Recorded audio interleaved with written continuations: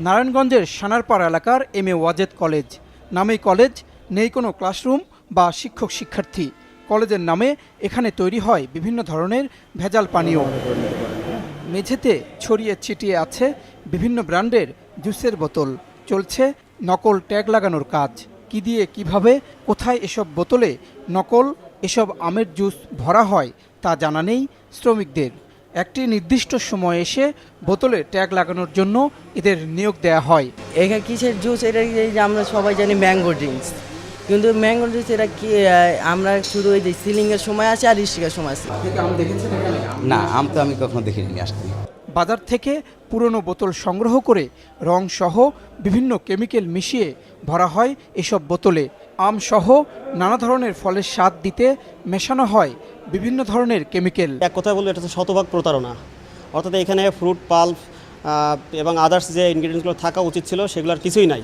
অর্থাৎ এখানে ফলের ফ্রুট ড্রিঙ্কসের নাম করে যেটা খাওয়া হচ্ছে সেটা পরিপূর্ণভাবে শতভাগ প্রতারণা, এবং এখানে আর্টিফিশিয়াল ফ্লেভার, আর তারপর হচ্ছে আর্টিফিশিয়াল ফ্লেভার কালার, এবং এটা অবশ্যই আপনার নন ফুড গ্রেড কালার। ভেজাল বিভিন্ন পানীয় তৈরির অভিযোগে কারখানার মালিক ও তার সহযোগীকে গ্রেপ্তার করে র্যাব। আমার এখানে কোনো পদবি নেই, আমি শুধু বাড়ি ভাড়া উঠাই। আজকে আইসি আমি বাড়ি ভাড়ার জন্য। কার কাছে ভাড়া দিয়েছেন? মিস্টার জলিলের কাছে। উনি আমার স্যার, তো স্যারের সাথে দেখা করতে আসছি। দেখা করতে আসার পরে উনি বললো যে আমার বয়স হয়ে গেছে, বিভিন্ন রকম সমস্যা হচ্ছে, আমি এখন আর চালাতে পারি না। তো তুমি এক কাজ করে এটা পরিচালনা করো, সব কিছুই আছে, আমার এই কাগজপত্র প্রোডাক্ট এভরিথিং আছে। একটা এগ্রিমেন্ট করেছি যে আমি এটা পরিচালনা করব। আপনি যেটা যেভাবে ফিনান্সিয়াল অথবা যেটা যেখানে সহযোগিতা করার দরকার আমাকে সহযোগিতা করবেন। এখন যেটা হয়েছে অবশ্যই আমি অনুতপ্ত। এই যা হচ্ছে আপনি অনুতপ্ত। হ্যাঁ, এবং এই যে এই কাজগুলো এখানে হয়েছে কোনোটাই নিয়মের মধ্যে না, আইন মেনে না, তাই তো? অবশ্যই আইন মেনে না। 2 বছর আগে একই অভিযোগে এই প্রতিষ্ঠানকে সিলগালা করে দিয়েছিল র্যাব। কিছু ক্ষতিকর রাসায়নিক উপাদান তার মধ্যে রয়েছে আপনার হচ্ছে কাপড়ে ব্যবহার্য যে রঙটা রয়েছে সেই রং, এবং স্যাকারিন এবং আমের ফ্লেভার।